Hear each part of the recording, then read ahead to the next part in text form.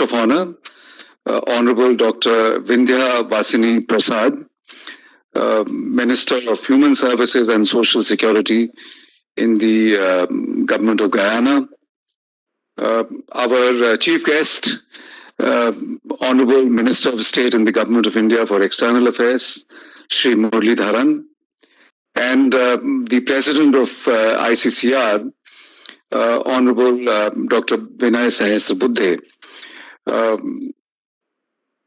and many distinguished delegates who would be participating in the second segment of this conference, mini conference, regional PBD, but extremely important conference, which will feed into the Pravasi Bhartiya Divas convention to be held in January 2021. Ladies and gentlemen, this conference has been organized jointly by Ministry of External Affairs, ICCR, Indian Council for Cultural Relations, and Antarashtriya Sahayog Parishad. And the theme, the subject is the role of Indian diaspora in promotion of Indian culture abroad. It seems such an obvious subject because Indian diaspora has been providing yeoman service in the cause of promoting Indian culture abroad. First of all, I'd like to acknowledge the great honor that has been bestowed on ARSP, and this is in recognition of the untiring work that our organization has done, particularly led by our former Secretary General Baleshwar Agrawal ji, in expanding our outreach and interface with the Indian diaspora.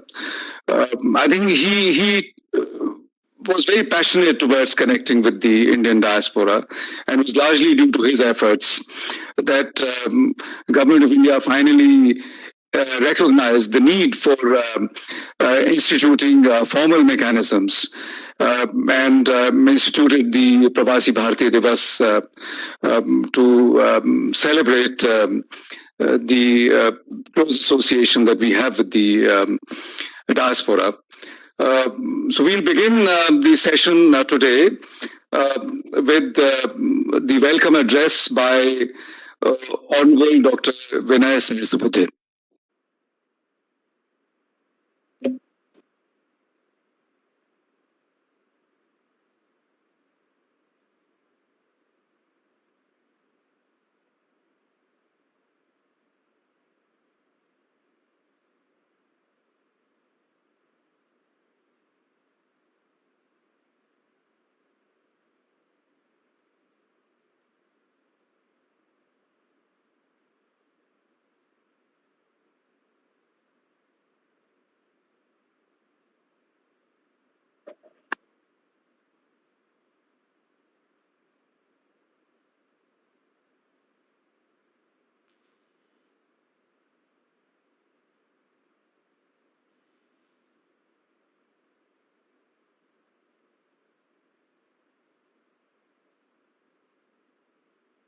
Since we are experiencing some technical difficulties, okay, starting.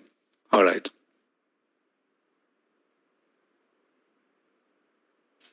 Ambassador Gupta ji, dignitaries on the dais, Honorable Minister of State for External Affairs, Shri V. Murli Dharan ji, His Excellency Shri Avinash Tilluk, Minister for Arts and Cultural Heritage of the Government of Mauritius, distinguished Chair and Moderator, Ambassador Shashank, Ambassador Virendra Gupta, we just heard, but other office bearers as well of the Antarashtriya Sahayog Parishad, distinguished experts, speakers from abroad and India as well, ladies and gentlemen. It's a pleasure to be amongst all of you, although in a virtual format, but I am really happy that the Pravasi Bhartiya Divas this year is happening as a culmination of several conferences kind of, or brainstorming sessions, and one of them is here, which is being organized by the Indian Council for Cultural Relations. And the subject is also something which is very, very critical, and it is about the role of diaspora in promotion of Indian culture abroad. Well, friends, I have only 3-4 points to be made as a part of my welcome remarks. At the outset, let me welcome you all and also thank you for having taken out time to participate in this important churning of ideas. I am also grateful to our Union Minister of State for External Affairs, Shri Muralidharanji, for gracing this important conference. All my colleagues in the ICCR, including our Director General, Shri Dinesh Patnaik, and all others are also present here, and all their efforts, I am sure, with your equally vibrant participation, are going to help us in achieving the objective. Friends, I'm really confused whether the term diaspora should be used or not, because there are various opinions about that, but I've been using it. I continue with that, and would, as a part of my welcome remarks, reflect 3 points. First of all, although the title suggests what could be the role of diaspora in promotion of Indian culture abroad, my take on this is that whether the diaspora actively promotes Indian culture or not, at least I'm sure it has been and it will, in a more effective manner, contribute in creating the understanding of Indian culture. Because every country has its own cultural, civilizational background, and whether Indian culture as such could be promoted in a foreign atmosphere or not. But what is essential, in keeping with the spirit of Vasudhaiva Kutumbakam, or the world is a family, is that we need to understand the nuances of Indian culture and make our fellow countrymen, wherever we are staying, understand what exactly is the idea of India, Indian culture, Indian civilization, and Indian people as well. And to that end, I believe, for the diaspora people, there are several things to do. And in that context, I think, whether we can start with exploring the idea of preparing some kind of an index of the understanding about India in a particular country or in countries wherever we are currently staying. What exactly is on this index, where exactly do a particular country stands? Whether it is high on that index or it is low on that index. And if it is low, how can we enhance understanding and bring that particular country, the particular society there, a little above on that index, a little up on that index? It's something which is for all of us to decide. Because although in India, a separate branch of knowledge, a discipline like diaspora studies, is not so very cultivated. I would urge all those who are into academia that they should also explore the idea of evolving this particular discipline within India itself as to what exactly are the diasporas doing in their countries, how they have contributed, and what exactly are the social and cultural issues that are affecting the diaspora societies, diaspora communities. And in that way, if we cultivate this diaspora studies as an independent discipline, a sociological discipline, I'm sure we can reflect more precisely in a more focused manner on the issues at hand. In the context of the index of understanding of India, if at all we are able to evolve that, how can we enhance that understanding remains the focused agenda.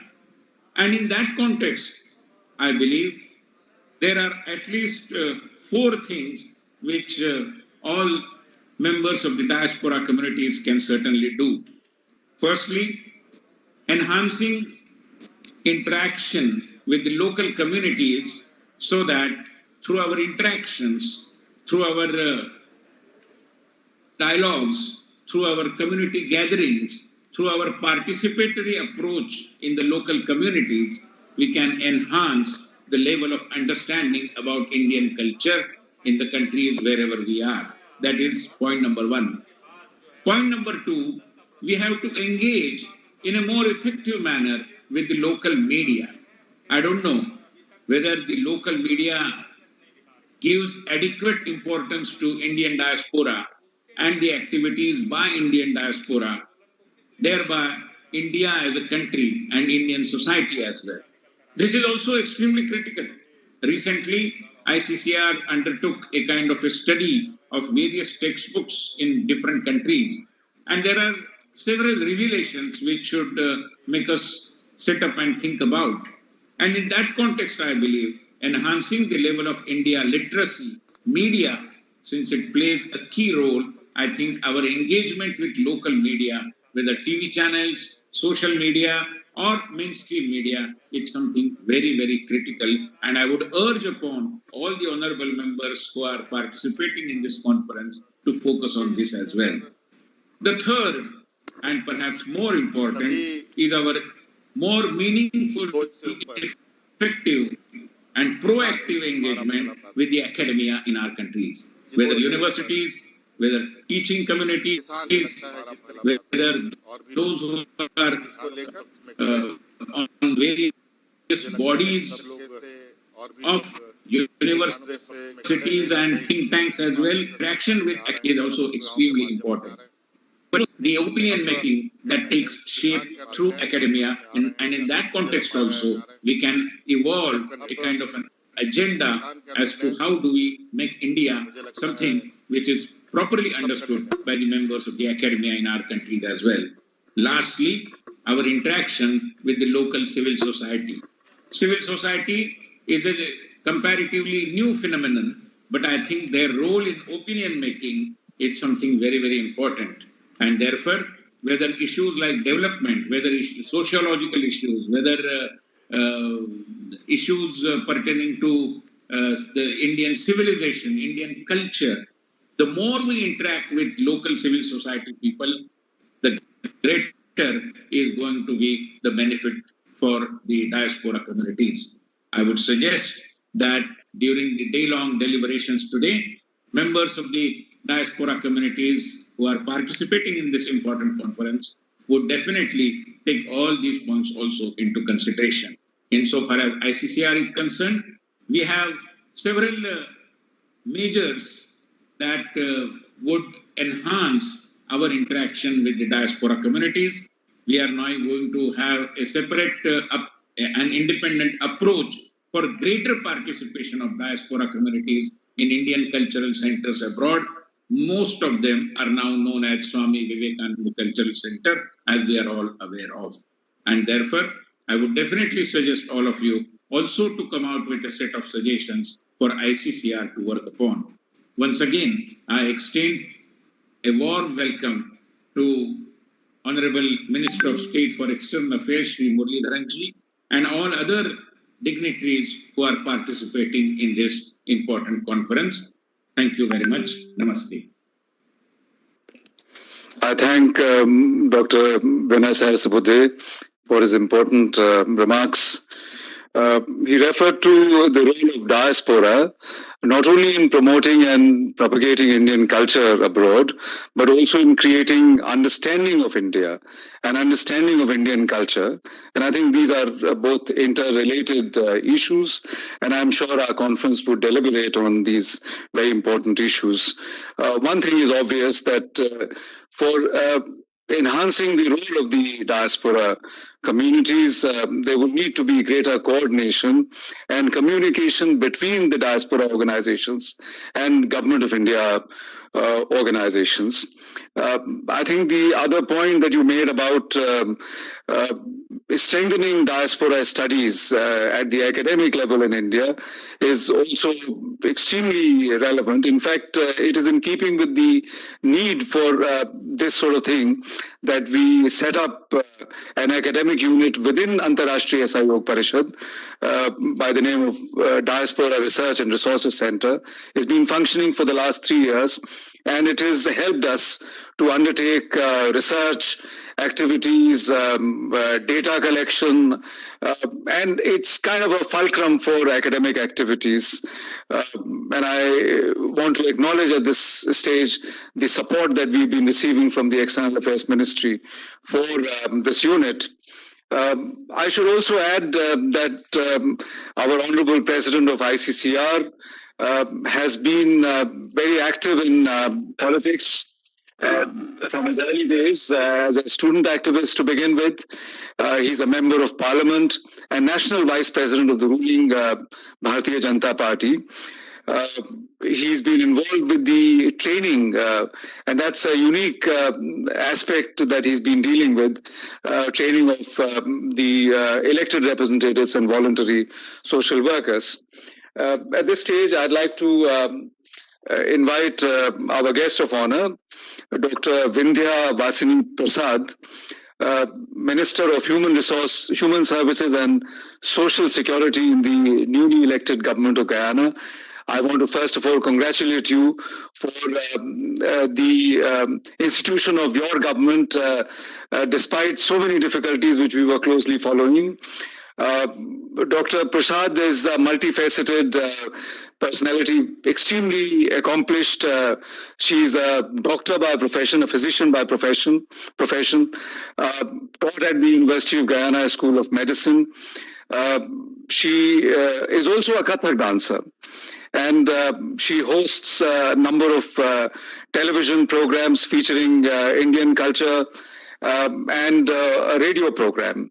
So I think given that kind of talent and multifaceted personality she brings to bear in her responsibility as the Minister for Human Resources, Human Services and Social Security, we're greatly honored to have you, ma'am, in our conference, and I'd like to invite you to please make your remarks.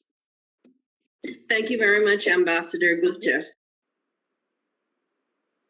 Minister of State, Shri Muralidharan, President of ICCR, Dr. Sahasrabudhe, other distinguished guests and presenters, and also representatives from ARSP. I thank you for hosting or collaborating to make this a reality.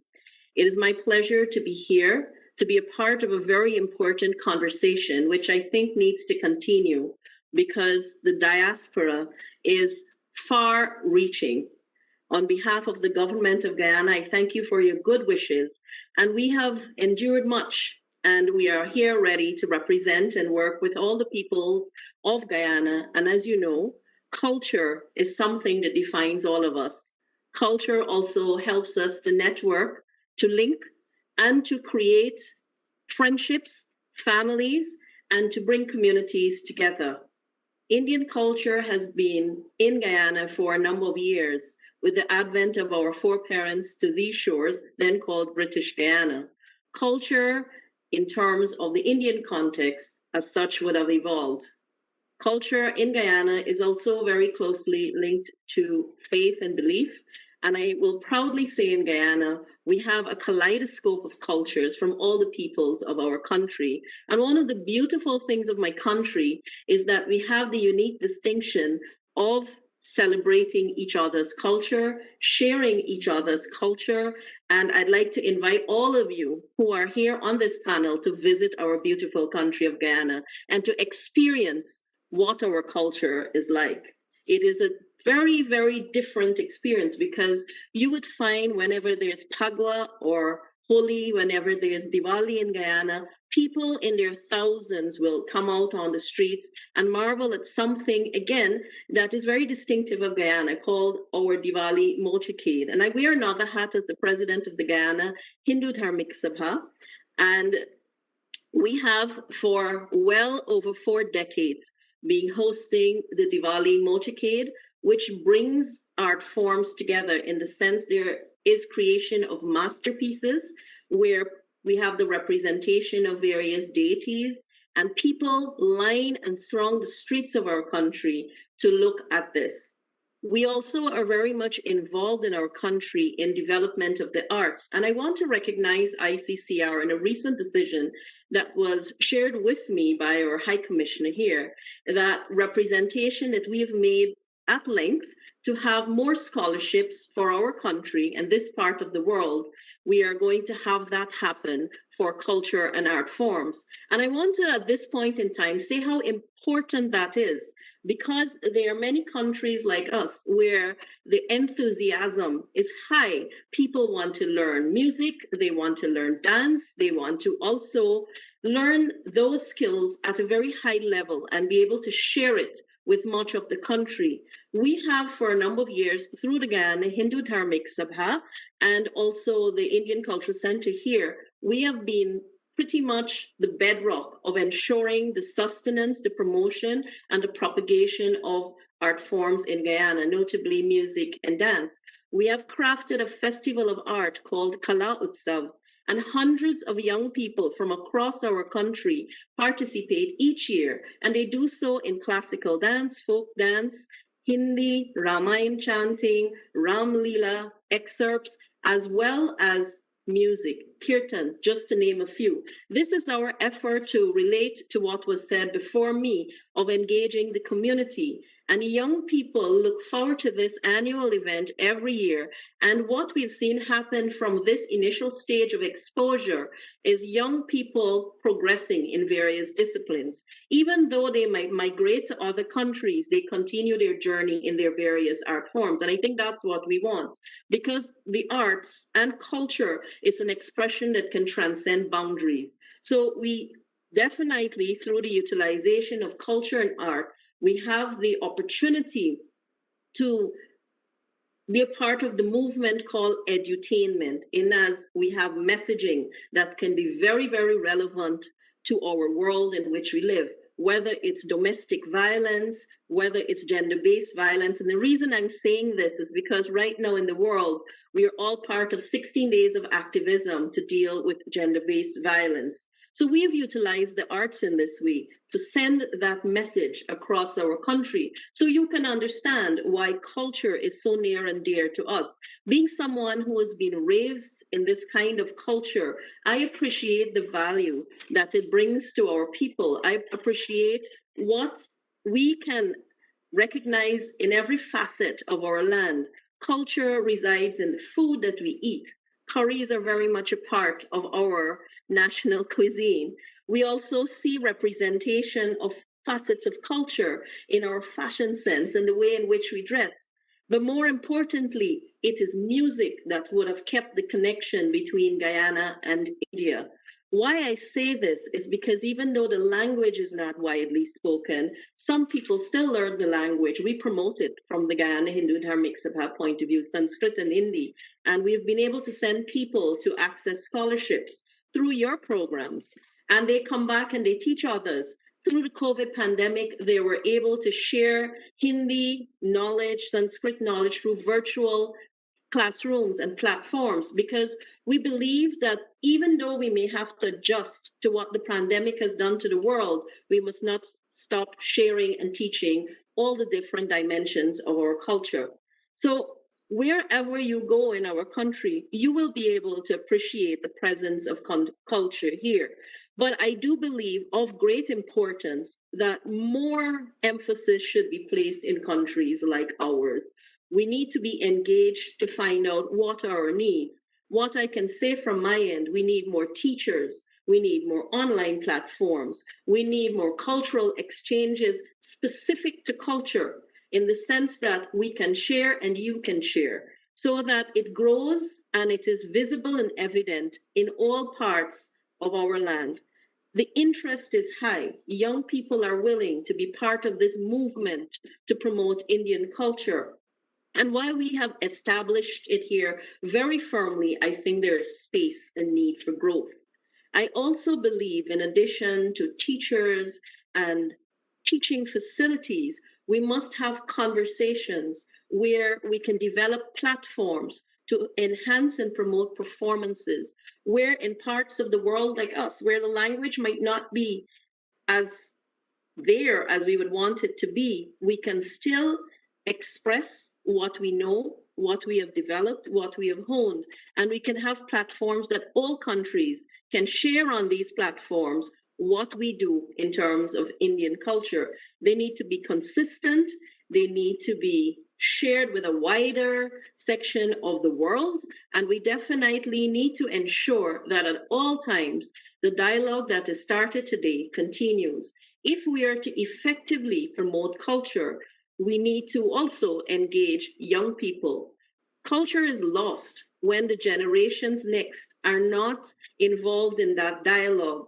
I know sometimes facets of culture disappear completely because young people are not following the footsteps of their foreparents. So we need to have dialogues where young people in particular are engaged to express themselves on what they think culture means to them, where they think culture should go, and definitely how they think they want to be part of a cultural movement. So there are areas that can definitely improve from input, from suggestions, and from recommendations. And I hope that we will see coming out of this conference tangible measures to address all that I've shared with you. But I'd like to applaud members and distinguished guests from the diaspora for keeping culture alive, because many times we would have kept it alive by ourselves with not enough support from India.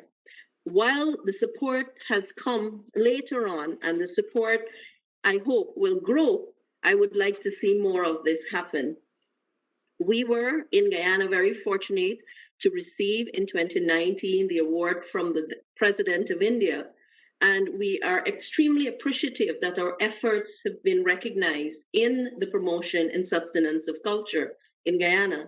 But I do believe that much, much more can be done. And if there is a network that is created, a cultural and arts network that is created among all of the countries of the diaspora, then I think sharing will become easier for us to definitely respond to each other and to develop that framework of family that we speak of.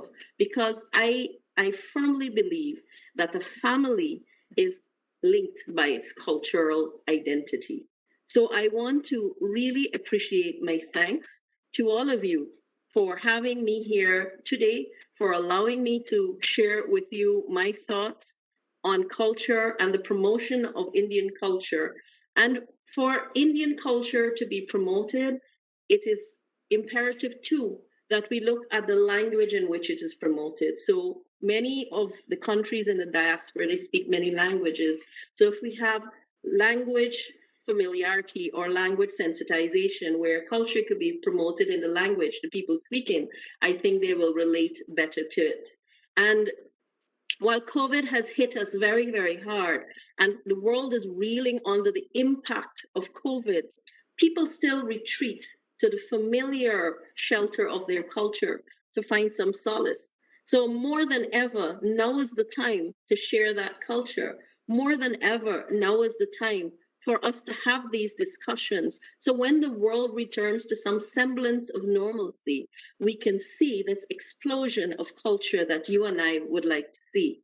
But for all of this to happen, the support has to be there. And you're probably thinking that I'm emphasizing this support because we do want it. We do want it. And sometimes the bigger countries benefit much more than we do.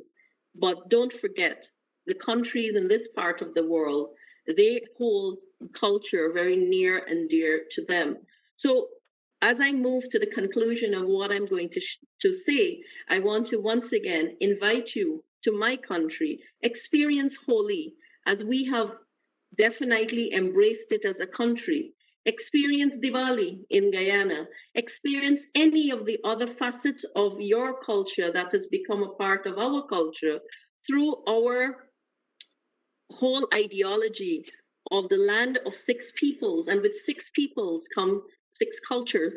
So we have managed to amalgamate all of the cultures of various parts of the world, and that has become our identity of Guyanese culture. But you will not, I will tell you, you will not be disappointed with what you find. And many people who visit our lovely land of Guyana say to us, especially from India, they don't feel as if they're away from home. So having said that, I want to again say thank you on behalf of the government of Guyana, and we look forward to continuing to build the strong relationship that we share, and look in ways in which we can expand on that relationship, and where more can be done between the 2 countries so that there can be more of the facets of Indian culture that our people of Guyana enjoy, embrace, and recognize. Once again, I thank you on behalf of the government of Guyana, and I wish this conference every success, and may all that we say and all that we do materialize in very fruitful and productive outcomes. I thank you so much. Thank you, Madam Minister, for your very warm sentiments towards India. Thank you also for reminding us that culture helps to connect and network and create this kind of fusion, helps bring people together, create better understanding. I think Guyana, like many countries, including India, is a multicultural society. And I think you have to be there to see the rainbow of cultural activities. You gave a little glimpse of what is going on, various cultural practices. I forgot to inform our audience that apart from your many accomplishments and many things that you do, you are also president of Hindu Dharmik Sabha. And in that capacity, you have been personally responsible for undertaking the cultural activities. We do recognize that in many of the diaspora countries, cultural activities are often undertaken by socio-religious organizations. So I think the Hindu Dharmik Sabha must be playing a very important role. So I want to thank you. And I also thank you for making a reference to connecting with young people, because an important element of our conference today is engaging the youth. So I'm sure the points that you made, the suggestions you made would be taken into account by during the course of our deliberations. At this stage, I'd like to invite our chief guest, Honorable Shri Muralidharan, Minister of State for External Affairs. Shri Muralidharan took charge as Minister of State for External Affairs in May 2019. He has been an activist in socio-political affairs in Kerala from the early days, and has held various senior positions in Nehru Yuva Kendra. So I'd like to invite Honorable Minister of State to make his inaugural address. His Excellency Mr. Avinash Tilak, Honorable Minister of Arts and Cultural Heritage, Government of Mauritius, who has addressed this virtual conference.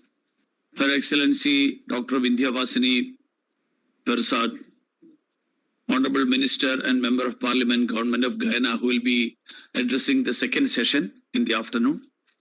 Dr. Vinay Sahasrabudhe, President of Indian Council for Cultural Relations. Shri Sanjay Bhattacharya, Secretary, CPV and OIA. Shri Dinesh Patnaik, Director General, ICCR.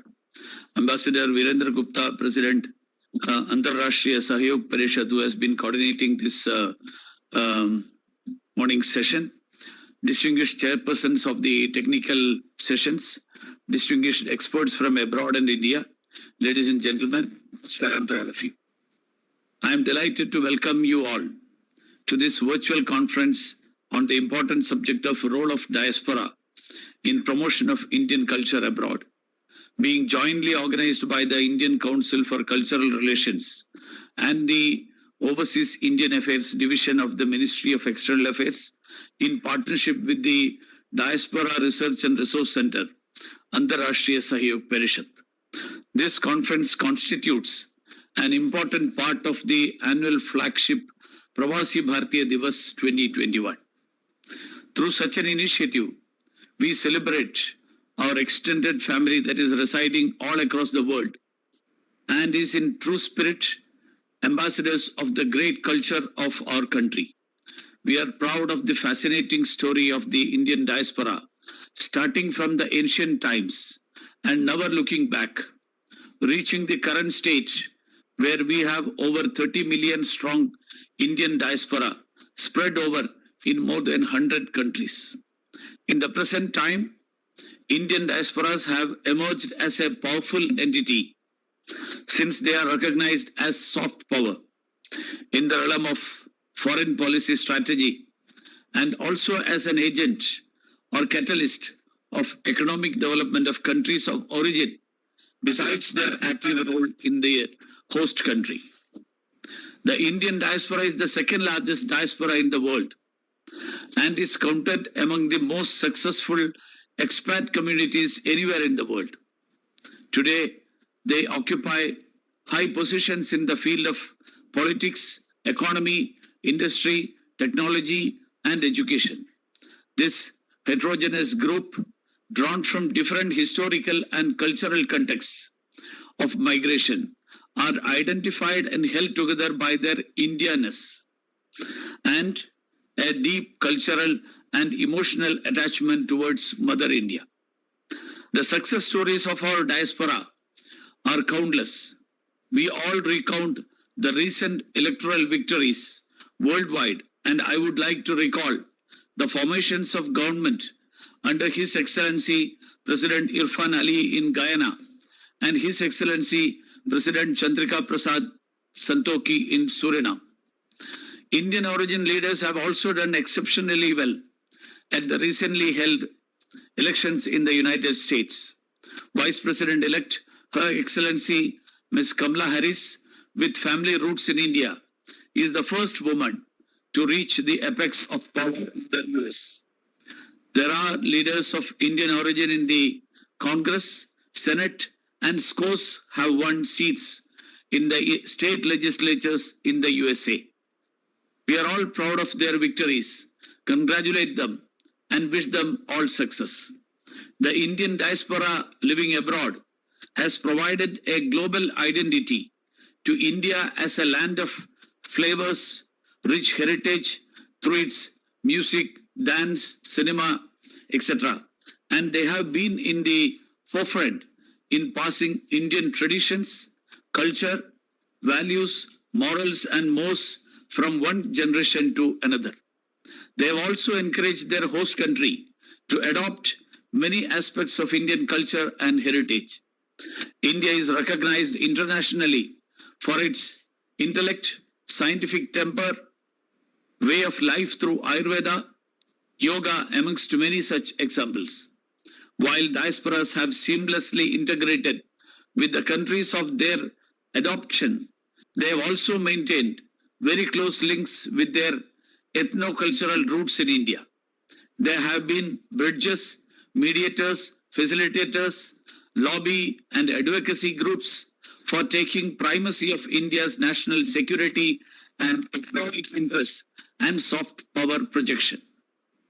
With the collective efforts of 130 crore Indians, we embark on a new journey of hopes and aspirations.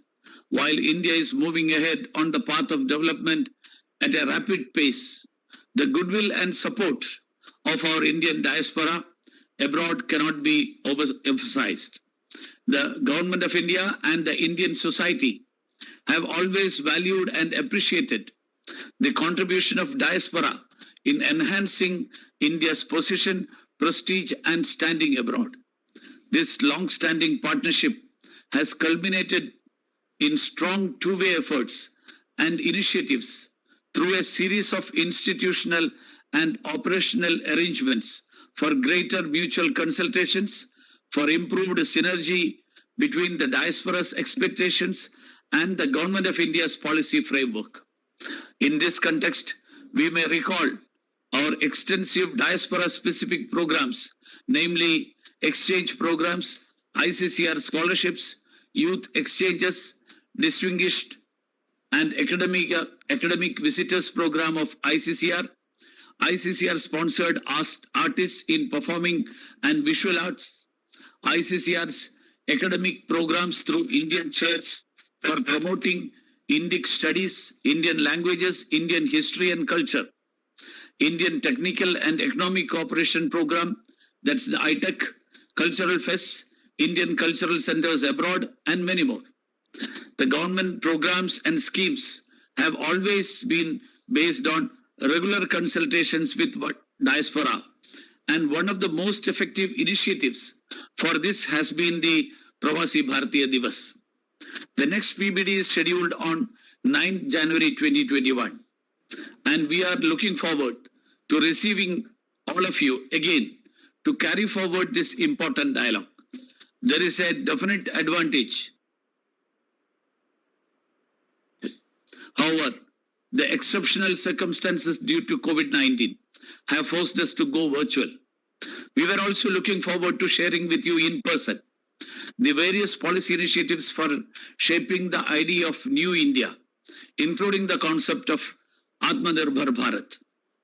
We also wanted to share with you the impact of COVID-19 globally on India and specifically on diaspora, and brief you on the initiatives taken by India for addressing this unprecedented challenge, including for softening its impact on Indian diaspora. However, our interactions will have to be through a virtual mode.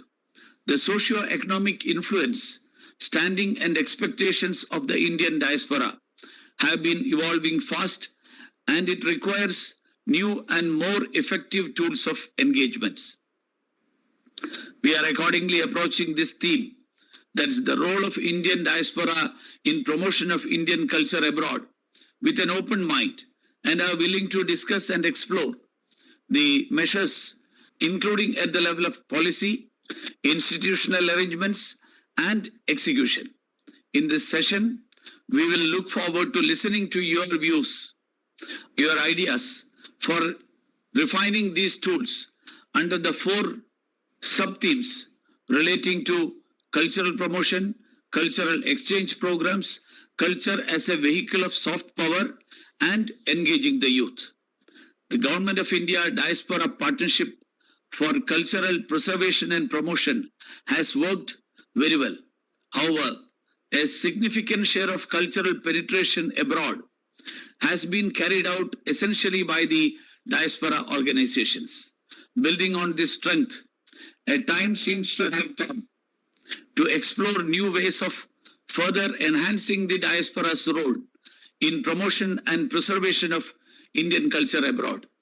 We completely realize that the character, capacity, and needs of diaspora evolve with each generation, and this process has accelerated in the digital era. The interests, needs, and expectations of the youth are changing fast, and policy adaptations need to keep pace lest it causes any disconnect. Our objective is to make this government diaspora collaboration for cultural promotion abroad more effective, focused, and self-sustaining, with a special emphasis on engaging with the youth.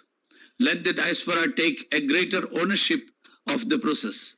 Finally, I wish to profoundly thank the partner organizations for their support and all of you for your valuable time, and hope that the deliberations and discussions in the coming sessions would be fruitful and constructive. Thanking you all.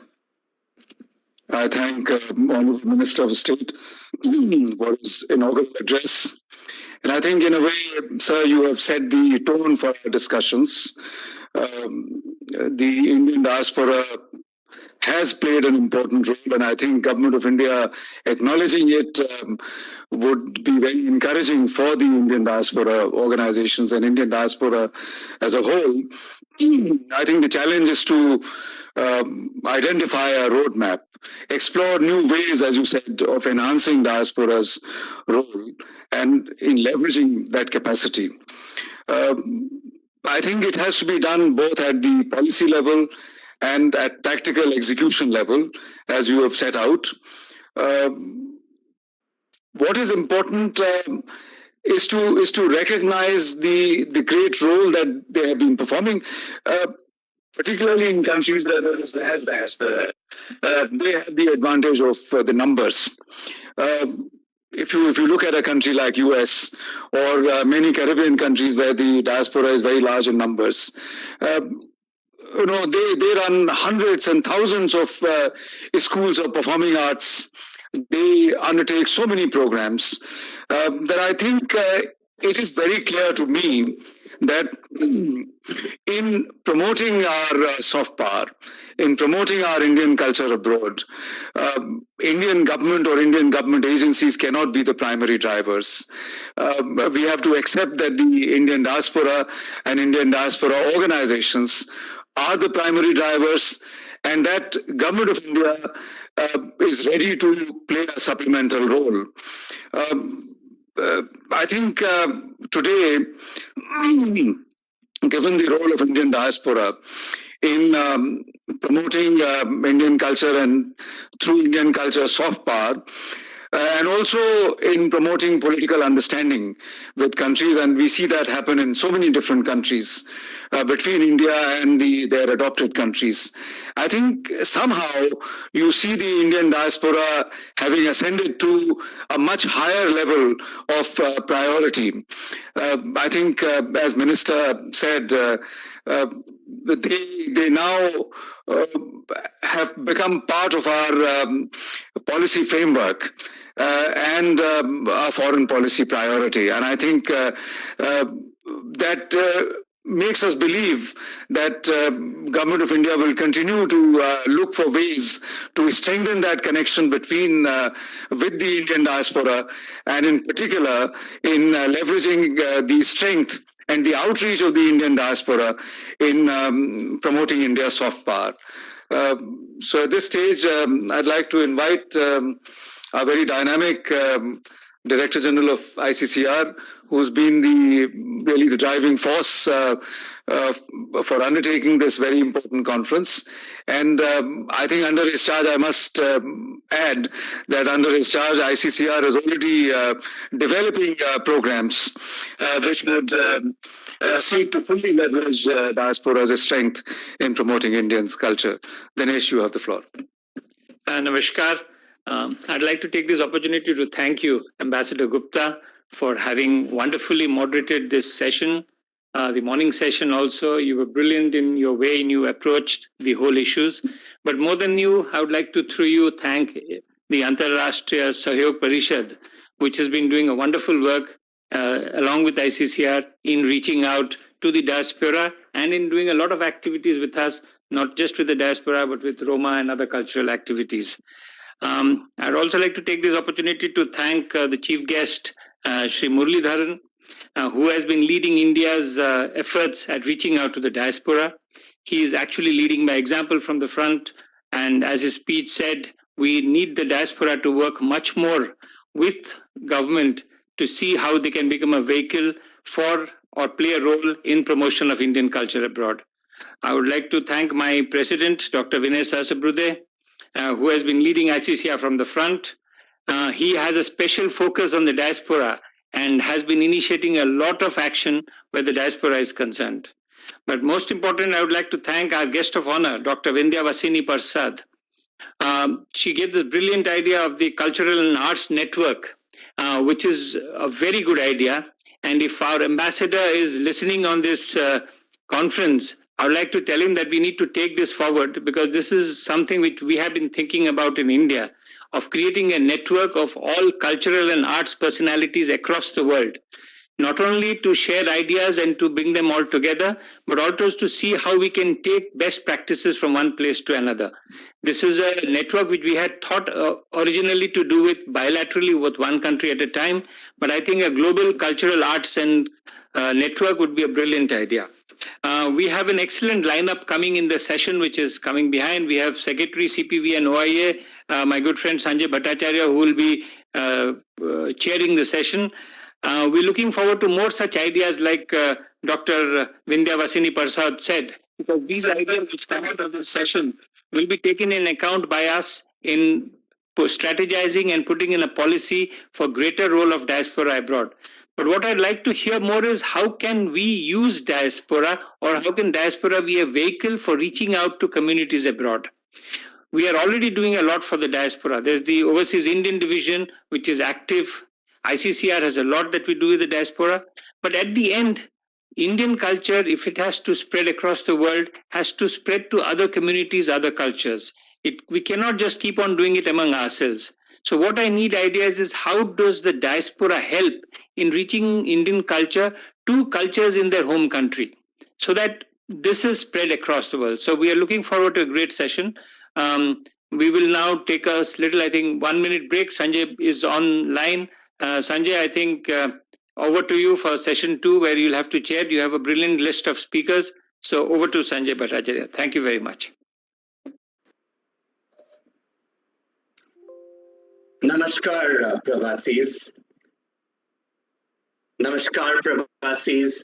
Good afternoon, good morning to our Indian diaspora across the Western Hemisphere. We had a very exciting session in the morning from the Eastern Hemisphere, and so now it's over to the West. And you have a distinct advantage. Indian civilization, in many ways, is unique. It is not only an ancient civilization, but it is one that is not rooted in being caught in the past. It uses the confidence of its experience of the past as a fulcrum, as a stepping stone to the future. And it then marks its vaulting ambition and aspiration through the various manifestations of its own civilization. Art and culture is a very important aspect of the way India has always evolved. Our way of life, our philosophy has manifested itself in our creativity, our creation of the various facets that are now striking examples. In a world that is very rapidly changing around us, with technology assuming a much greater role, social forms undergoing rapid transformation, it is a certain sense of constancy that one looks for, a certain sense of holistic approach. And all this is something that Indian culture and civilization provides.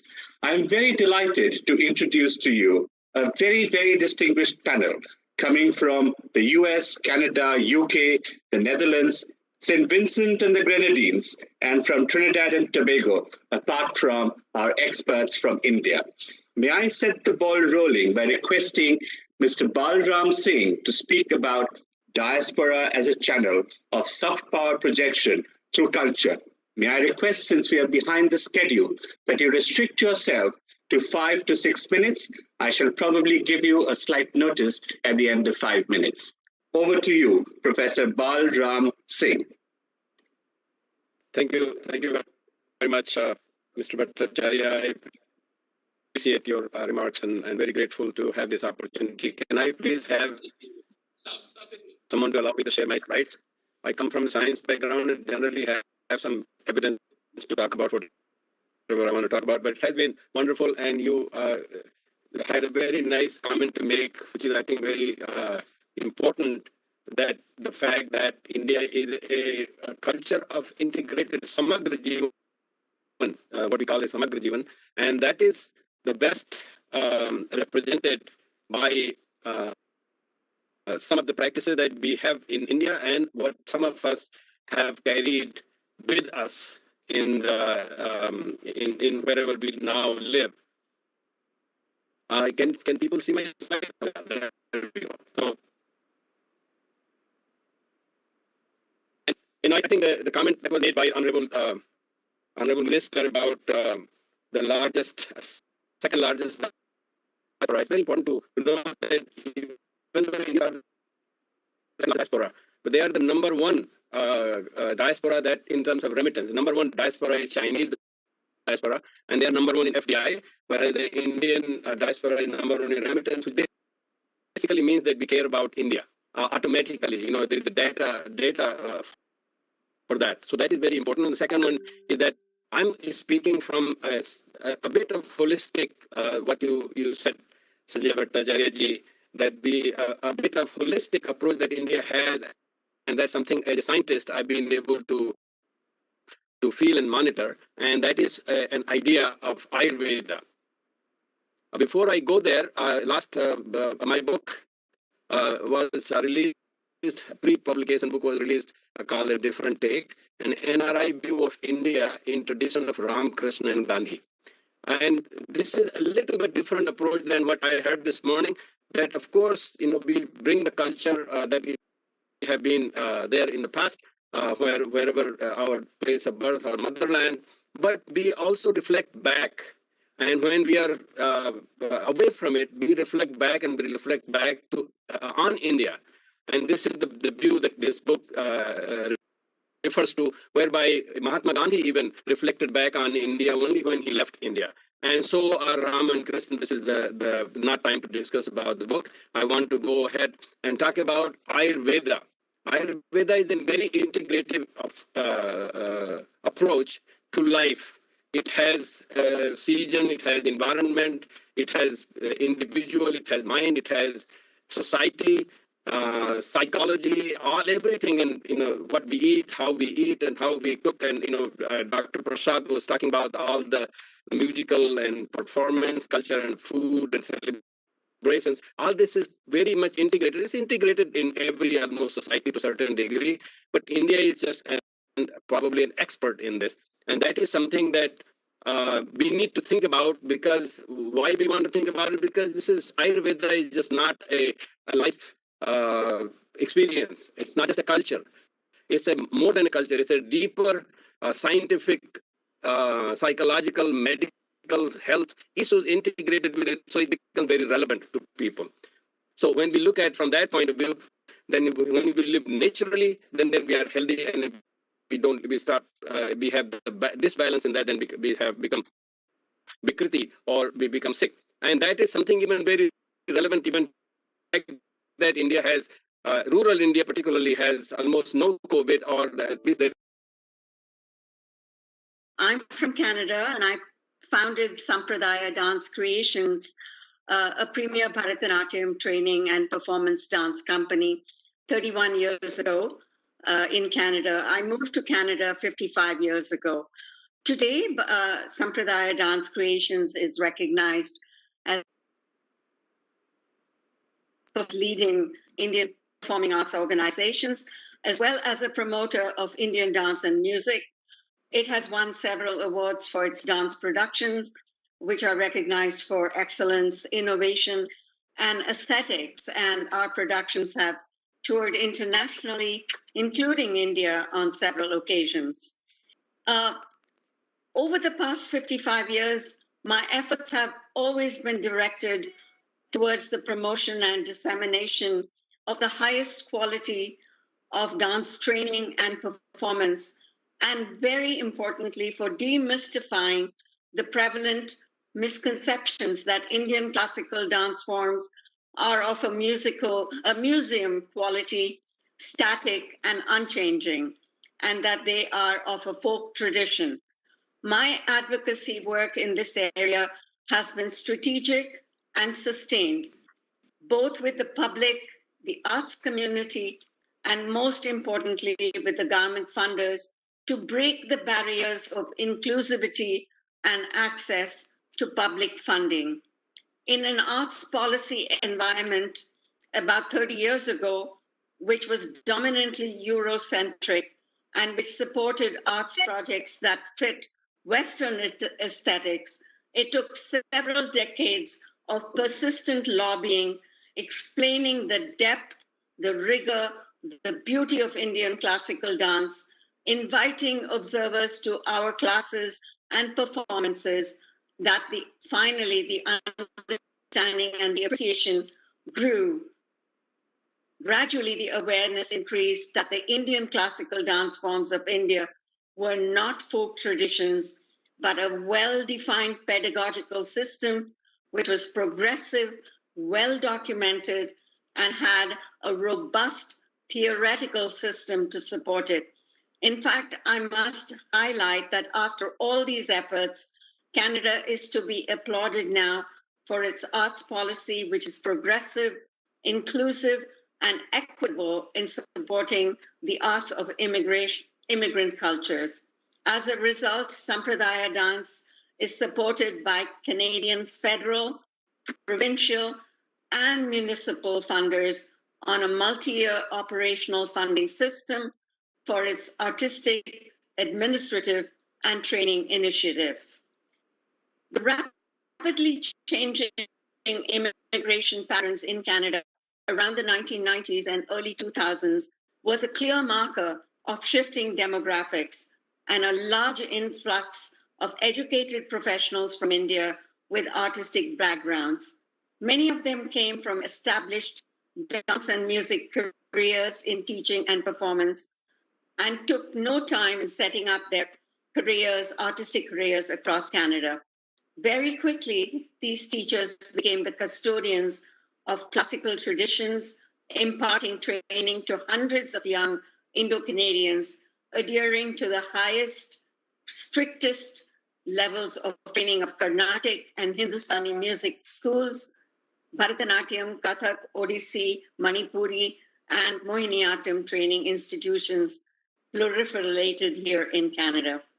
Now one sees a remarkable array of dance and music classes all over the large cities in Canada, and several thousands of youngsters taking a keen interest in achieving proficiency to the highest level. The quality and caliber of teachers here in Canada is truly impeccable, and they are to be commended for their training and passion in the young students and the quality that they are coming out with. Concerts are held throughout the year, dance performances all over, and arangetrams of a very high quality are a regular feature. South Indian and North Indian cultural organizations hold annual festivals and performance series presenting local and visiting artists from India. All the above point out to the fact that the Indian diaspora... Dr. You have 1 minute more. Sorry? You have 1 minute more. Sure. All the above points out the fact that the Indian diaspora in Canada is very deeply entrenched in Indian values, cultural traditions, with a strong respect and appreciation. So what I would suggest is that we could consider Videshi Kalakar type of festivals for cross-exchange between India and Canada, special scholarships, special commissions for collaboration between new generation artists from India and Canada. Could we consider perhaps a Yuva Pravasi Bhartiya Award for young artists between in the diaspora, because there are so many brilliant artists. So again, I thank you for giving this opportunity to me to share my thoughts and to be part of this important discussion. Namaskar. Lata, thank you so much for your presentation and a lot of very good ideas. What a trailblazing path you have led in Canada in bringing culture to the people, to the young people, and spreading what India means in the most beautiful way. And we also take note of the many good ideas that you've mentioned about the way forward. Thank you. We now move to UK to Dr. M.N. Nandakumar, a scholar, researcher of classical arts and Sanskrit, also a leading founder of the Bhartiya Vidya Bhavan in UK. We now invite Dr. Nandakumar for his views.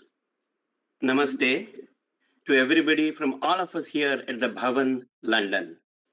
From the 60s through to the late 90s, access to Indian culture in all its forms, arts, languages, music, yoga, food, faith, in the UK was largely to keep the Indian diaspora connected with the country of their origin. The presentation of all these was typically by Indians for Indians, and it served an important and much needed purpose. I think it's important to state that one of the reasons that the Indian community has thrived in the UK is because of the efforts of the diaspora to establish this cultural base and cultural accessibility that made the process of settling in a different country more agreeable. This could be seen as the initial role of the diaspora in the promotion of Indian culture abroad, ensuring that Indians moving abroad were able to stay connected to their own heritage, giving a sense of being at home, away from home. The Bharatiya Vidya Bhavan's role in supporting this initial period was to provide access to the best teaching and performances in Indian classical arts. Moving into the 21st century, the requirements of the Indian diaspora have changed. The second generation Indians had now reached adulthood and were starting families of their own. For these, their identity spanned their Indian and British roots. They sought how these two rich facets could not just coexist in independence, but form an integrated, cooperative, and reinforcing combination. So, the framing of Indian culture altered so that it could be seen in the context of Britain's overall cultural fabric. It was important for the diaspora to understand its place in this mix and be able to articulate this position and ensure it was presented in a way that complemented this state. This was the period in which we saw, by osmosis, Indian culture being increasingly seen in the mainstream. The crossing over had very much taken hold. As the needs of the Indian diaspora evolved, so did the way the Bhavan supported this transition.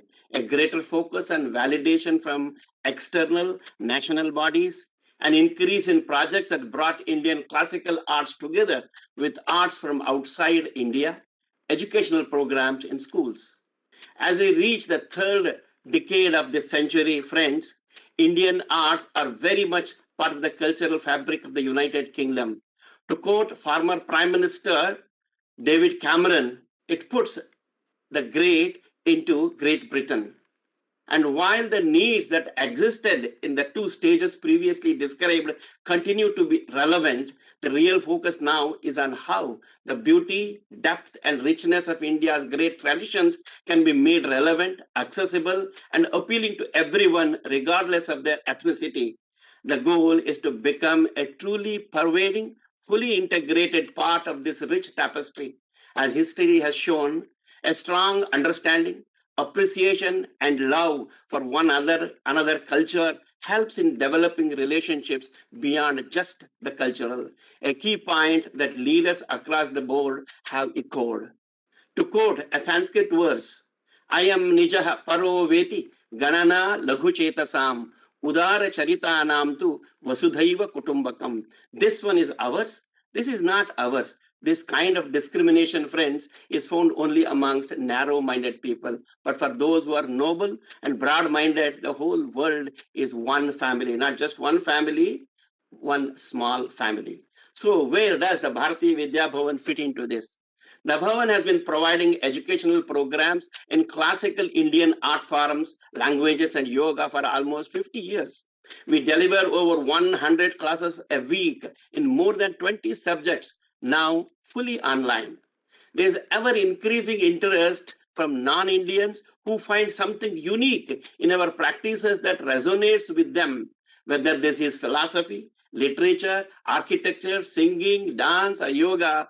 This spark of interest needs careful nurturing if it is to yield light and warmth. Sa vidya ya vimuktaye, that is real wisdom, art, which renders one free from all kinds of bondages.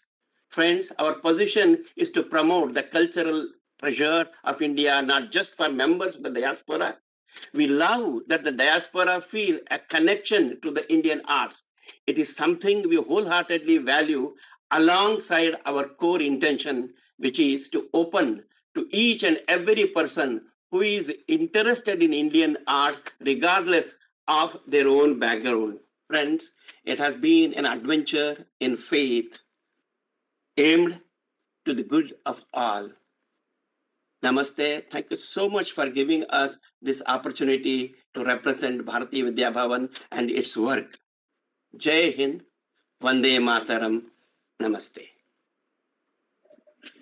Dr. Nandkumar, thank you for your views. They are so illuminating.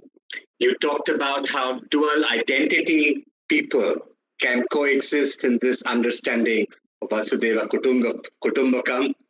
The amazing work that Bhartiya Vidya Bhavan does across the country and in many countries across the world is inspiring and perhaps a fitful flag bearer of the Indian civilization. Thank you very much for your views. Pravasis, we now move to the Netherlands.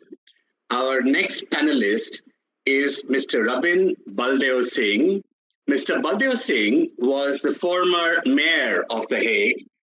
He comes from Suriname and has had deep interest in Bhojpuri language, has created documentaries, and has been a beacon of the connections between Indian culture and the countries and lands that he's lived in. Mr. Rabbin Valdeo Singh. Thank you very much indeed. Ladies and gentlemen, dear friends, thank you for having me on this conference. It's an honor to participate. Indeed, I do live in the Netherlands, and one should know that the Netherlands has an inhabitant of almost 250,000 people of Indian descent, you might say. And with that figure, the Netherlands hosts actually the largest Indian diaspora community on the European mainland. So that is, I think, something which has to be kept in mind. So what we see here is that they are spread all over major cities, like indeed The Hague, the international city of peace and justice, Amsterdam, Rotterdam, the whole metropolitan area. And what you see is that culture itself, the Indian culture, is very vividly present and it is dynamic. But the problem is that we have to take into account the history of our migration. You know, most of the people living in the Netherlands come from Suriname, South America, and they are the descendant of the Indian indentured laborers who came actually from Uttar Pradesh and Bihar. These people have a cultural heritage which goes back to this Bhojpuri culture, or this Bihari culture, you might say. So indeed, the Indian culture, the mainstream culture, is very vividly present here in the Netherlands. Vividly cultural meaning, of course, the Indian cinema, Bollywood films, but also yoga, music and all. But the challenge which lay ahead is how to cope with this heritage culture. And that is what indeed I am very much interested in, because what I see nowadays is that because of the mainstream culture, this heritage culture is actually declining. It is oppressed, you might say. And that is a little bit worrying, I must say. So we have a treasure of culture brought from, Uttar Pradesh, Bihar, to the plantations, the sugarcane plantations, etc., in Suriname, and it came from 1975 onwards to the Netherlands. Still vividly present. It is popular culture, but there is a lack of support in developing all this. One of the aspects of this culture is indeed language. You might be surprised, that Indian indentured laborers went to Mauritius, South Africa, Fiji, Guyana, Trinidad, but also to Suriname, and from Suriname to the Netherlands, of course. Only in the Suriname and in the Netherlands, this language is spoken very widely. So I can still speak a variation of this Bhojpuri Audhi language, very vividly present. People are brought up in this language. But the problem is, and I'm really very proud that we have in The Hague, the Gandhi Center, a beautiful center doing lots of good work, sponsored by the ICCR.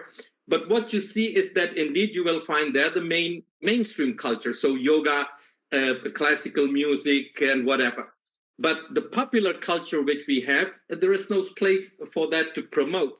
So what you see is that the language which I have, we call it Sarnami language, very much connected to the Bhojpuri and Audhi language, a kind of sister language, is indeed declining. And, this Girmitya Bhojpuri, I'm very troubled about that. So I think what should do, and I hope that, this conference will enable us, to do more on the exchange of culture program. And the exchange should be sponsor research of the heritage culture and of the language, for example, in order to preserve that, And I think it would be very fine to start with connecting with the universities here, to enabling a chair, for example, a university chair, to do research, to do preservation of this culture, and to enable people to get educated in it. So sponsoring research and preservation is indeed activating the promotion of culture, but I don't mean the culture which is the mainstream culture, but the culture which is important for 250,000 people here in the Netherlands. There is indeed one big challenge. To conclude my presentation with that, ladies and gentlemen, dear friends, is that how to enable our mainstream and popular culture, how to enable others than the diaspora community to get to know it with this. And that is a challenge. In 2023, we're going to celebrate the 150th anniversary of our Immigration Day. We're working now towards a huge program with museums, with theaters, and with the universities. And perhaps that can be an opening for you guys, to help us to get through to this Dutch mainstream audience, you might say. And that is indeed what I hope that 2023 will enable us to do. To conclude, indeed, we are doing quite well. The culture is very vividly present. The Indian diaspora community is a very vibrant community, but there is a challenge as far as the popular heritage culture is concerned and the language is concerned, which is widely celebrated, but still it is a little bit, under attack, you might say, or oppressed, and we have to tackle that in the near future. Thank you very much indeed. Thank you, Mr. Valdeo Singh, for your comments. In fact, you brought out a very important point of how language is the ultimate code and how it carries the genetic material in a more vibrant way than anything else. I myself recall during my stay in Northern Europe as to how I came across various Surinamese friends who would try out their version of Hindi with me. And I would find that it was a language that I was not fully familiar with. And I know exactly what you're saying. And that's what brings up the very strong need for connections and exchanges. Your idea for 2023 is something that we would definitely like to take up and see how we can take that forward. Thank you so much for your very valuable insights on the subject. Pravasis, we now move across the Atlantic once again to the beautiful islands of St. Vincent and the Grenadines. And we have with us Dr. Arnold Norman Thomas. Dr. Arnold Norman Thomas is a diplomat, professor, a strong researcher on diaspora affairs, and has contributed extensively to this subject. Dr. Norman Thomas, the floor is yours.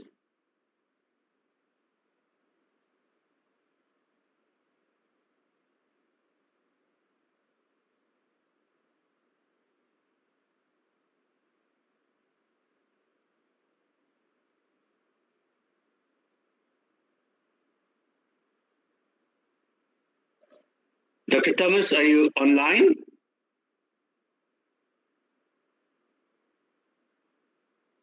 Would you like to unmute yourself and come online?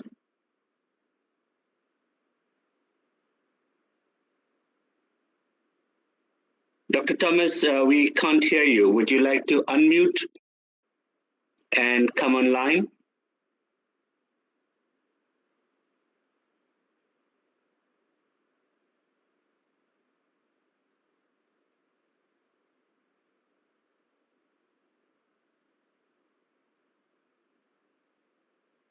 Dr. Thomas, we can't seem to get the connection from you. Would you wish to unmute and start?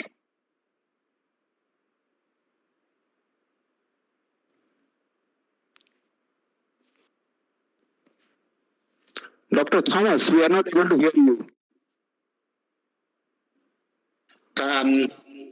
I think we can move to the next speaker and then probably we'll come back to Dr. Thomas. We're having some technical issues at Dr. Thomas's end. May we now move again in the Caribbean to the beautiful Trinidad and Tobago. We have with us Dr. Satnarayan Balkar Singh. Dr. Satnarayan is an author. He's active on the stage. He's formed the Kathak Kala Sangam and was also a public servant. Dr. Satnarayan, we look forward to hearing your views. You may unmute and come online, please.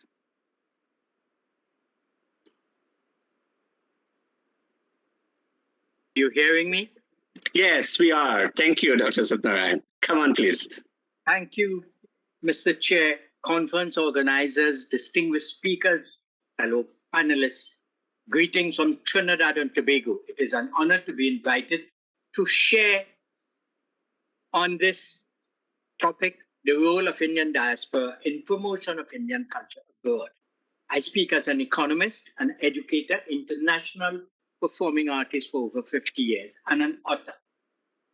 Based on an expansive definition of culture, those Indian ancestors who departed India over the centuries have done significant work in creating in the new environments representing their cultural heritage, traditions, festivals, and arts.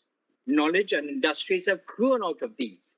This is not to discount the significant direct efforts and assistance by Indian independent India over recent times, let's say the last 60 years, which is relatively recent in terms of Indian diasporic history. I go straight into offering recommendations for the promotion of Indian culture abroad. Education and training, engaging the youth. Indian scholarships should continue to be offered to youths to study at accredited Indian universities and technical institutes. The government of India should promote online education and training courses in appropriate fields, leading to certification, degrees, diplomas in the Indian diaspora. And I am talking about education and training across the board in many disciplines. This facilitates home studies during this time of uncertainty and COVID. It encourages fraternal bonds through student alumni associations in India and abroad, not to mention the networking that would develop. Improving cultural exchange through the performing arts. The government of India must continue offering scholarships, especially to youths, to pursue training in India in the creative and performing arts. You can facilitate the establishment of online databases of those scholars, including artists, to share information and facilitate ongoing interaction. This has been mentioned just now. Recognitions. Indian foreign missions and embassies in promoting Indian culture abroad should identify India-trained leading persons in their diasporic countries, academics, creative and performing artists, etc., who continue to make significant contributions to Indian culture, and recommend public awards and recognitions by Indian Academic Technical Institute and even the government of India to such persons for excellence or long and distinguished service in their respective fields. Improving cultural exchange through the performing arts. And this is now ICCR. ICCR should consider restructuring its teaching and training programs at the Indian cultural centers abroad to achieve the following. Engage the normal teaching classes, plus doing short training courses with established local teaching performing institutions, including, and this is important, non-Indian institutes in the host countries. It will build appreciation for the Indian arts, Indian thought pattern, learning, and enhance training and performing capacities in those institutions.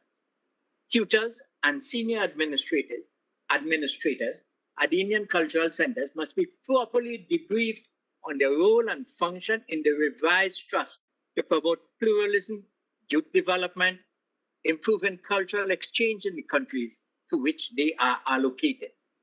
ICCR support to Indian tertiary level institutions involved in diaspora studies and faculties in India, and this has been alluded to today. Several Indian universities have now begun research in Indian diaspora studies. Yet there is an absence of high quality contemporary, appropriate, and I'm using my region now, West Indian literature in the libraries of some of these Indian universities. I have lectured in some of those institutions, and I know what they have and what they don't have. Naipaul still seems to be the most important piece of work they have there. We need to go way beyond that. ICCR must develop a catalog of such reading matter and facilitate their transfer to those relevant libraries in India to support research and publication. Arrange exchange visits. ICCR should arrange exchange visits of academics, researchers, sports persons, social workers, and artists of the diaspora to share experiences, that is lectures, lecture demonstration, and short period attachments in appropriate Indian universities and training institutes, and vice versa. It should be back and forth. It will create appreciation for the efforts of the diaspora and of its PIOs for Indian cultural development and promotion already taking place. This will influence cooperation, promote peace, tolerance, pluralism, non-violence, and progressive thinking process. This conference comes at a critical and opportune time for refashioning a post-COVID world. If strategically planned and implemented, both India and the Indian diaspora are well poised to build a more equitable socio-economic and cultural edifice and bolster democracy by redirecting education, training, and technological change, and using its soft power to build new institutions and a new and a bolder world. Dr. Satyanarayana, you have another 30 seconds to wind up, please. Thank you. I thank you again for this opportunity and await your comments and questions. I am within my time frame. Thank you.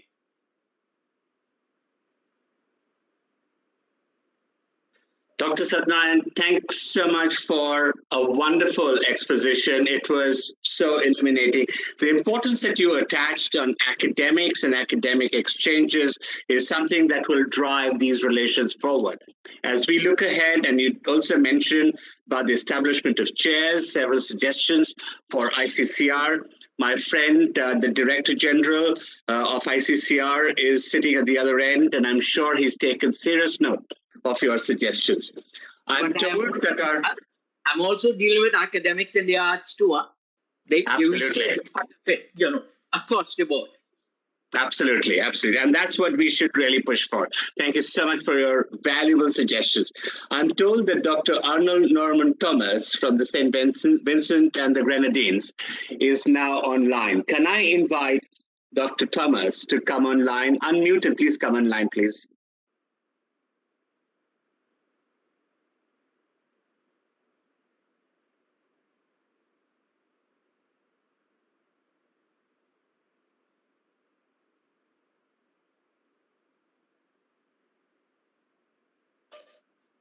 Dr. Thomas, are you there? That's right. You picked up on exactly what you were alluding to. Yes, Dr. Thomas, please come on.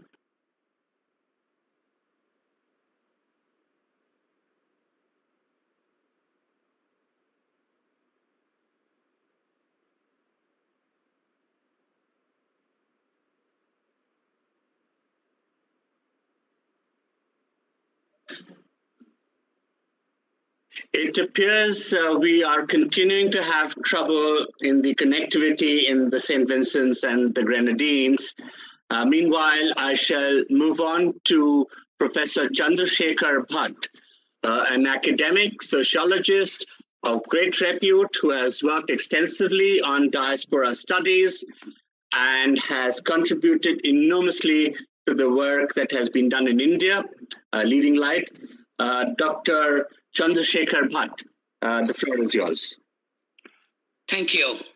Thank you, Mr. Secretary Bhattacharya, and chair of the session, and very distinguished panelists. I see our friend Satyanarayana ji here and many others around with whom I had a greater privilege of interacting. I hope to see Arnold. Hopefully he will come.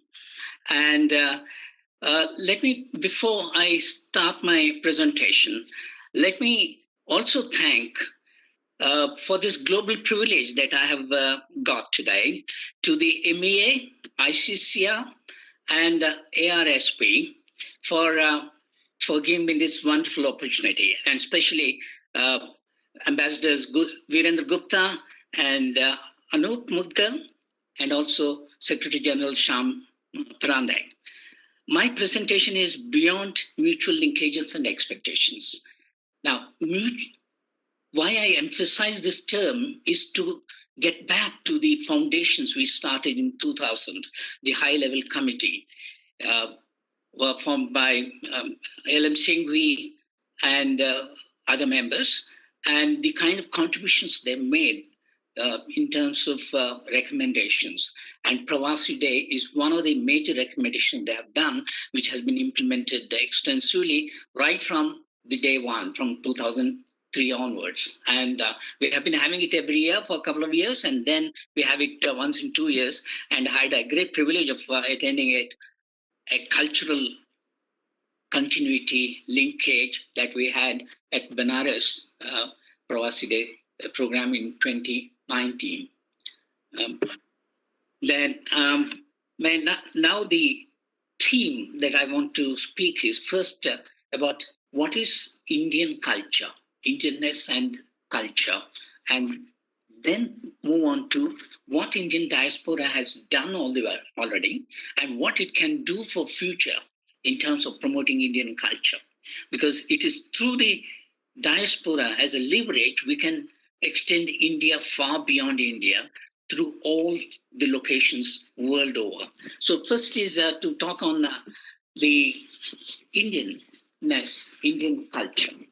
Now, what the Indianness is something which is unique, which perhaps you don't find any other parts of the world. And it's many sociologists and anthropologists have tried to analyze the content of what is Indianness. And they found there's nothing very tangible to see in terms of Indianness, but mostly it is manifested in intangible qualities of absorption, of inclusiveness, of tolerance, of spiritualism, and a belief in the whole universe as a family. And I may repeat again whatever has been repeated several times even in this session, that we believe Indianness believes in Vasudhaiva Kutumbakam. And one more aspect, the happiness of all, namely Sarve Janaha Sukhino Bhavantu. We look forward that everyone in the world is part of us. Everyone should be happy, just as everyone is part of our family. So with this basic idea of Indianness, let me go forward. And this has specifically the idea of absorption, idea of reshaping, and so on. So the whole Indian civilization is a part of absorbing and reshaping. And the Indian civilization and culture that we have inherited has qualities of tolerance and also spirituality, and we exist in unity and diversity. So at the heart of Indianness is the unity in diversity. So all the Indian diaspora communities, wherever they are located, they are in multicultural context, just as India has been in a largest multicultural context. We have varieties of people here, language, religion, caste, and everything you may see, including our racial stock here. We differ from one another, but we are all one. There's one thing that's specific with us, that we carry that oneness, idea of oneness wherever we go. This is what I call as Indianness, which has gone beyond India, along with all the people who have gone right from the day one, who travel by Jahajis. And Jahajis are the ones. I just wanted to say we have 1 minute more. Okay. Jahajis have gone through extensively lot of struggle, and they retain the culture. I must commend the way in which they have retained the culture. I had the great opportunity of visiting Madam Vindhya Swami's Guyana, a multicultural situation, a very colorful situation of Padua. I had a privilege of visiting in 2019. And what I like to emphasize is the kind of education.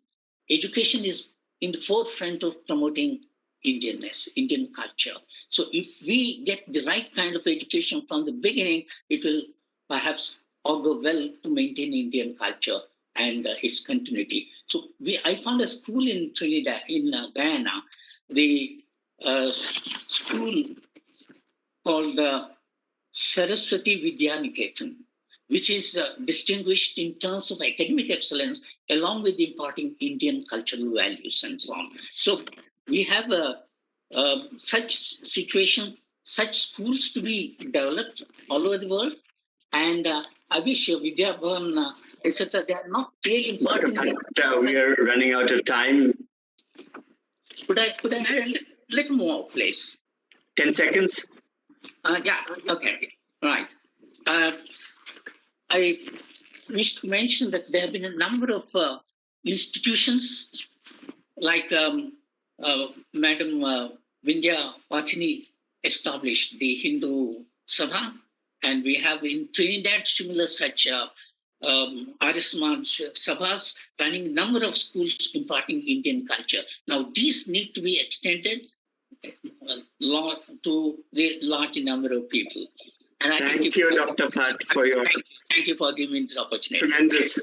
For the range of views and very, very instructive, and how the Indian philosophy combines with our civilization and culture in taking the message forward.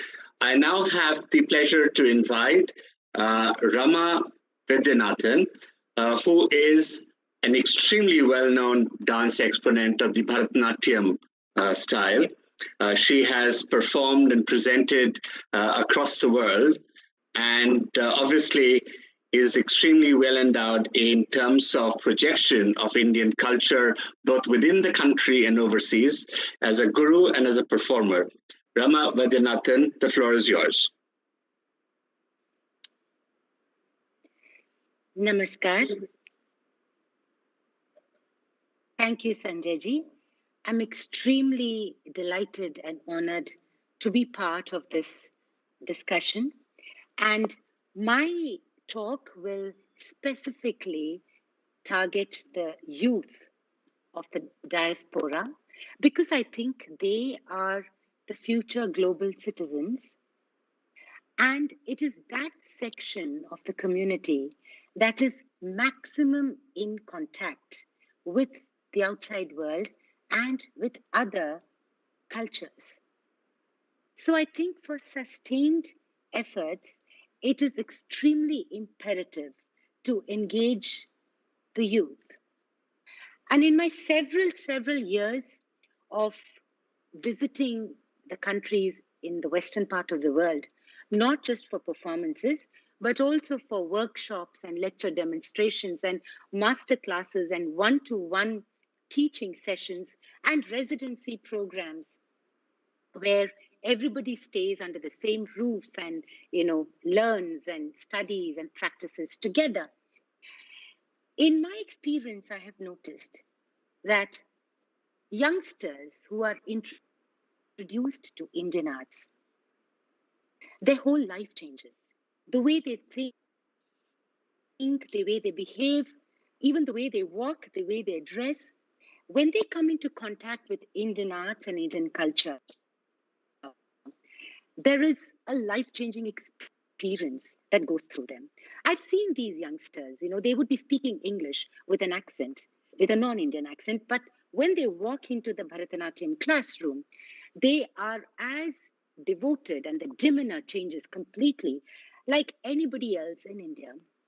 So I see the dedication that these youngsters have to dance, because when they start learning dance, they are introduced into a magical world of poetry and literature, of Indian painting, sculpture, textiles, philosophy, mythology, metaphors. And they come into contact into all of this, and there is an identity that gets nurtured within them. And they start enjoying and they start feeling proud of Indian culture.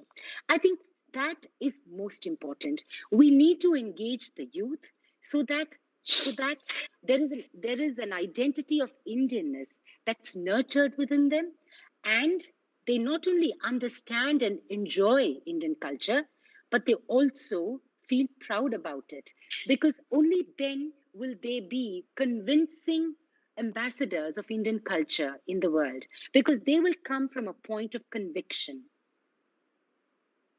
I say this because they ask me so many questions and it is important to listen to them. I was once teaching the Rasa Leela, where Krishna dances with many gopis. One of them turned around and asked me, why does Krishna have so many girlfriends? And I had to demystify the whole thing and tell them that it is not just about Krishna dancing with the gopis. It is a metaphor to tell us that there is just one supreme consciousness, and we are all manifestations of that supreme consciousness. And all the gopis, they actually represent all of us. And therefore, each gopi thought Krishna is dancing only with her. And that means each one of us needs to have our own personal, individual relationship with God. And that is what it means. So then I understood that understanding Indian culture is not just to celebrate Diwali, wear Indian clothes and dance the Garba. It is actually to understand that Indian culture and tradition is ancient, but it is also contemporary. We need to make Indian arts relevant for today. And I think as teachers and as scholars and teachers and institutions that propagate Indian arts in the West, we need to understand that we need to make the arts relevant for today for them. And we also must tell them that this is a dance form that they're learning. It is a medium to explore. It is a language to explore. They can explore any theme with this. It is not necessary that they only have to explore mythological and religious themes with this. So what happens is, when I give them the freedom of understanding and using the dance form in a medium that they want to, then they find relevance to it. And then they get more and more attracted to the dance form. So in my view, I think it is extremely important to engage in the youngsters and teach them the Indian culture and tradition as relevant as it is for today. I'll end with a very beautiful experience of what I've had with several organizations in the US. There is Tatvamasi in Texas, run by Shruti Mohan. There is Navatman in New York. And of course, Lata ji is here. And like her, there are so many organizations in North America and in Europe. And I noticed that a lot of these organizations are run by youngsters, and they try to engage the youngsters as much as possible, not just telling them that this is the right thing to do, but also to tell them why this is the right thing to do. What is the metaphor behind it? What is the symbolism behind it? We do Ardhanarishwara Ashtakam, where we speak about Lord Shiva, where half his body is male and half is female. Now we need to tell them this is the earliest reference to gender equality. This is to tell us 2000 years ago, this was mentioned by Adi Shankaracharya. And I think this was the earliest reference to gender sensitivity, which actually happened in India. So we need to tell them Ardhanarishwara is not about Shiva having two halves of one male and one female, but it is also about telling the world that man and woman have to work in tandem, complementing each other, and only then will Rama, can we say 1 more minute? Thank you so much. So I will just end with saying that these wonderful youngsters work so hard. They need to be integrated into mainstream dance Indian dance. So I would urge many organizations, because I know ICCR is already doing it, but I would urge organizations in India who curate festivals to include these youngsters and these teachers from the Indian diaspora and bring them into the mainstream dance world. Thank you. Namaskar. Thank you, Ramaji, for your presentation and the wonderful ideas that you've suggested about how to connect with the rest of the Pravasi community and how to project our culture. It's such an important element and such important work that you do. I find that Dr. Thomas is probably still not online. Since he's not yet, is he online? No, not yet online. We seem to have lost connection with Dr. Thomas with Dr. Thomas. Yeah, he's there, sir. Yeah, we just see whether he's so may I invite Dr. Thomas to make his presentation.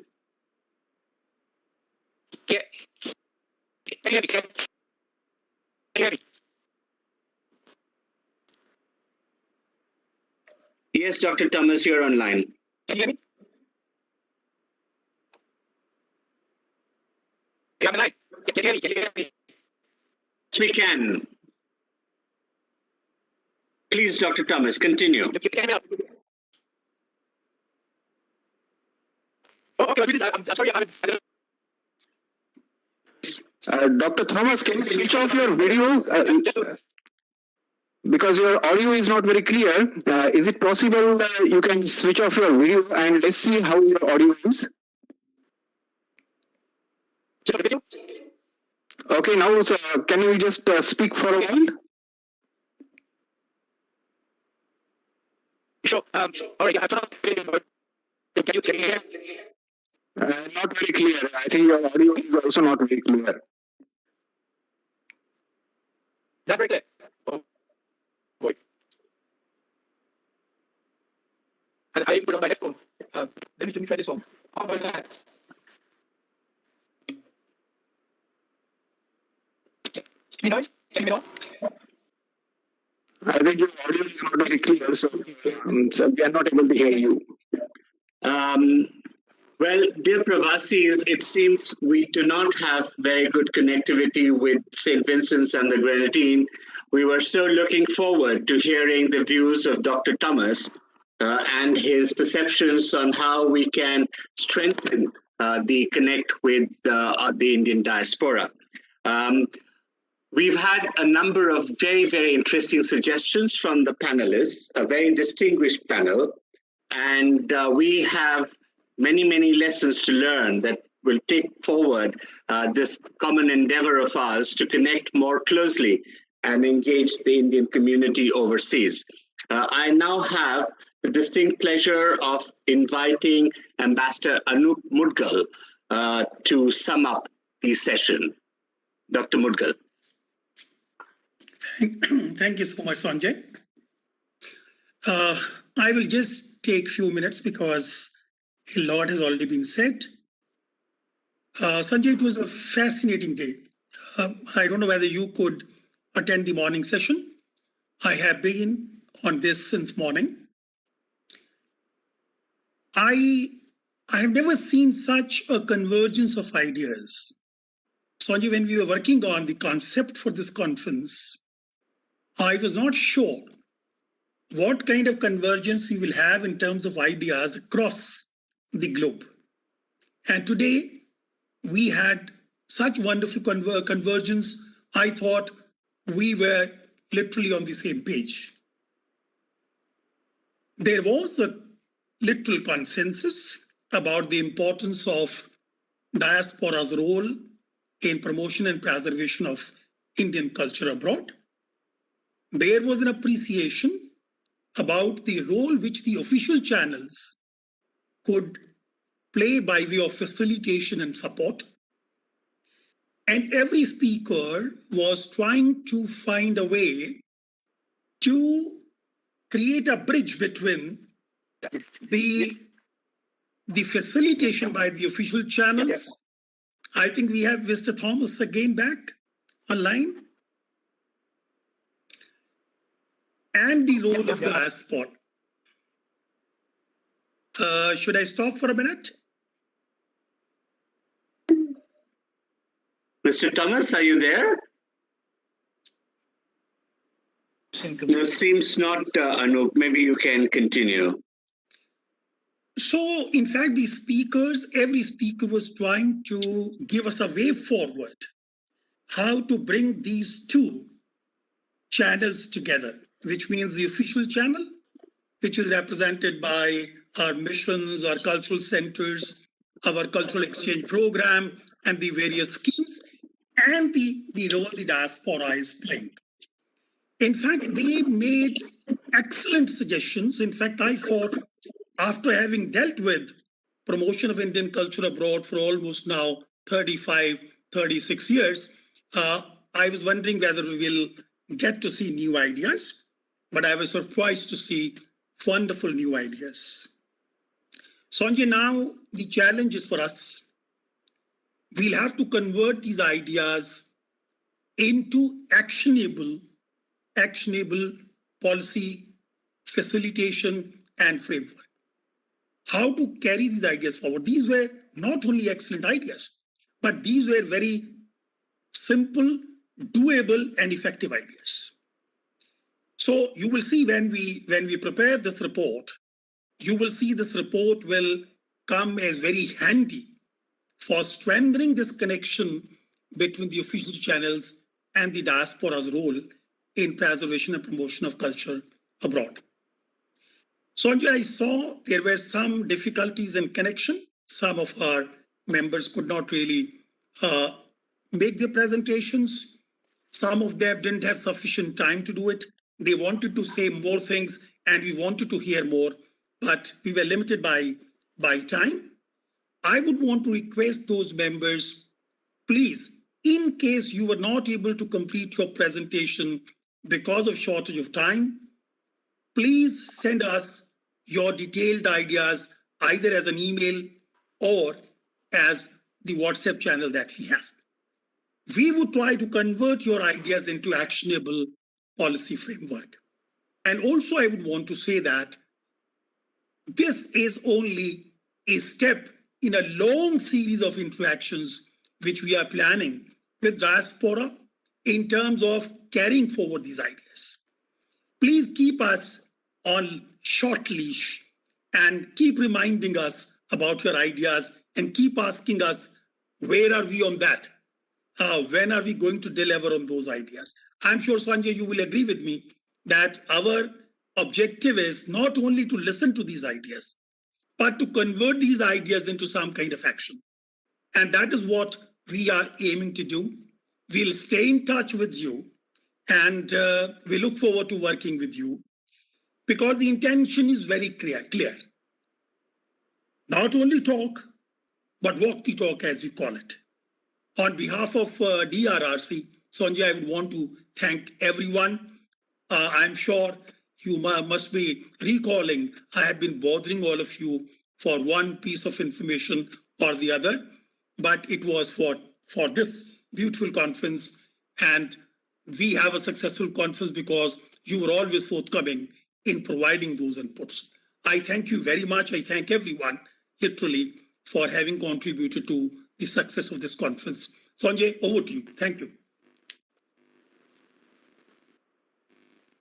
Truly, and I think the kind of wealth of ideas that we have been able to get. I do see Dr. Thomas back. Would you like to come online, Dr. Thomas? If you can hear me, we'll give you one last shot. If you can't, then we would request you to send your message across and we'll have it played at the next session. Dr. Thomas.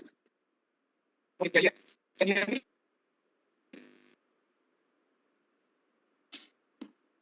Can you hear me? No.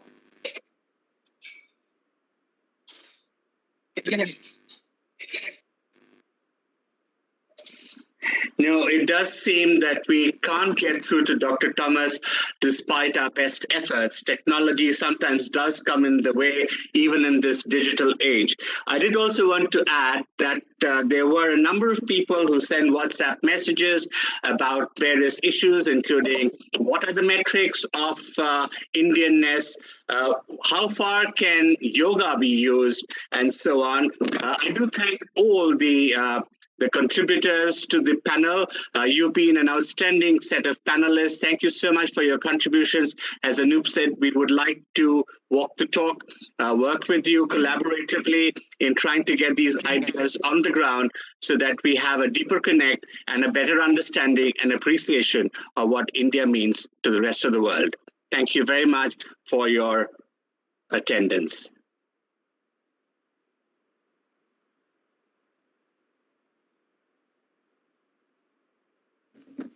Yeah, I think we can conclude this session. Thank you very much. Thanks to all the participants. Thank you very much, sir, for moderating this session. And I thank Ambassador Mudgal also for wrapping up and providing all assistance. So we have had very some distinguished speakers and participants and panelists on the session.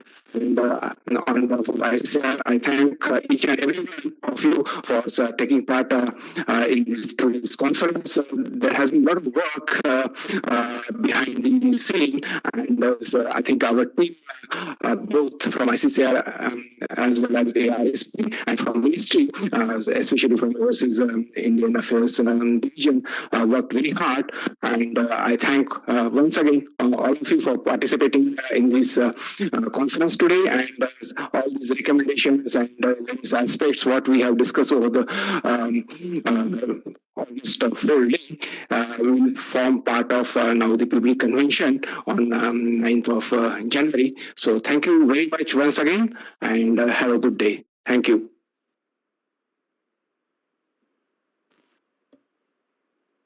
Hi, Arnold. Hello.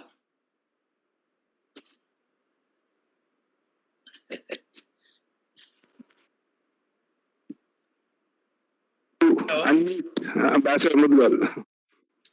Okay. I thought Mr. Thomas. Yeah, no, I think we tried our best, but we couldn't get him. I think so. There is some problem with his audio, so we are not able to hear him. No, we'll ask him to send his report by email, and we'll take on board his ideas. Yeah, I think that is a good idea. So we can ask him his written text, and then we can include that one in our report. Thank you very much. Thanks once again, and have a wonderful day. Thanks.